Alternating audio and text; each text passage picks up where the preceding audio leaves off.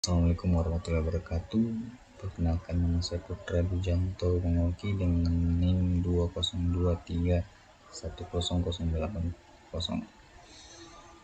Pada kesempatan hari ini, di presentasi kedua saya akan memaparkan pengembangan sumber daya air, upaya konservasi danau Limboto.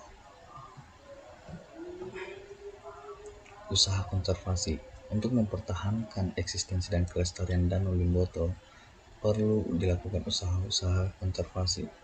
Upaya yang pernah dilakukan oleh pemerintah daerah adalah penanggulangan pengundulan hutan dan penghijauan hutan di daerah aliran Sungai Limboto tahun 1992 oleh Kanwil Kehutanan Sulawesi Utara.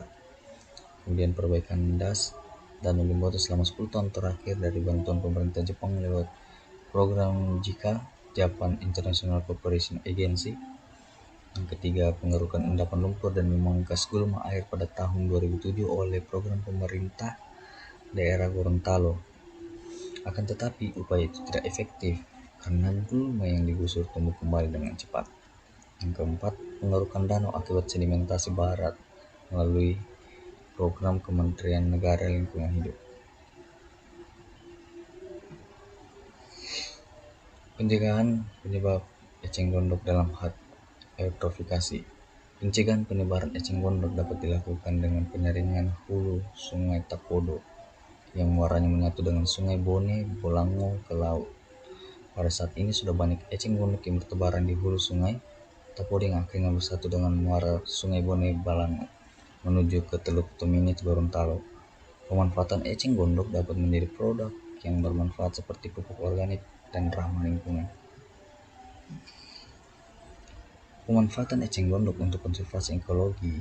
Alternatif lain adalah perlu dipikirkan pemberantasan eceng gondok melalui konservasi ekologi seperti mencari alternatif hewan herbivore untuk memakan eceng gondok dalam ekosistem danau. Konservasi ekologi juga dapat dilakukan dengan melepaskan jenis ikan herbivora yang dapat memakan daun dan akar eceng gondok seperti ikan patin dan ikan kuang.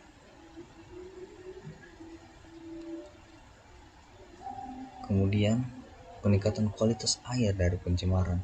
Selain pengerukan danau, perlu dilakukan peningkatan kualitas air.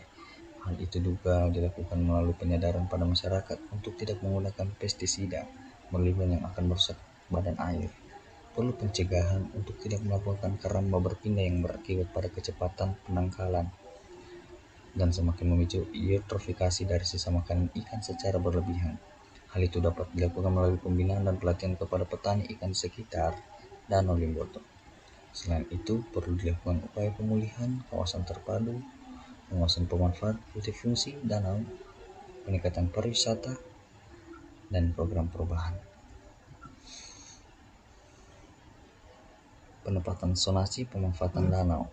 Zona pemanfaatan secara ekonomi oleh masyarakat agar masyarakat tidak melakukan okupasi baik untuk perumahan, sawah, ladang, maupun keramba ikan. Perlu pengaturan penertiban sertifikat dan memperhitungkan keamanan penduduk sekitar danau dari bahaya banjir yang terjadi hampir setiap tahun.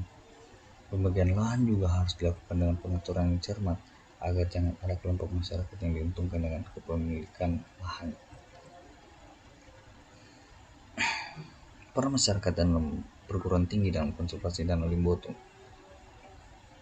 Berdasarkan permasalahan dan upaya yang dapat dilakukan untuk konservasi Danau Limboto, maka perlu dilakukan upaya konservasi yang memerlukan kerjasama secara simultan antara pemerintah pusat, pemerintah daerah, masyarakat, dan perguruan tinggi sekitar Danau Limboto. Agar masyarakat mau ikut serta berpartisipasi dalam kegiatan, maka perlu adanya pemberdayaan masyarakat sendiri sehingga mereka dapat merasa memiliki dan menyelesaikan program yang mereka pilih. Sedangkan perguruan tinggi berperan sebagai agent of change bagi masyarakat, yakni dapat berperan sesuai tugas dan fungsi perguruan tinggi di bidang pendidikan, penelitian, pengabdian pada masyarakat. Mungkin itu saja pada presentasi yang kedua kali ini. Mohon maaf bila ada salah kata. Sekian, terima kasih. Assalamualaikum warahmatullahi wabarakatuh.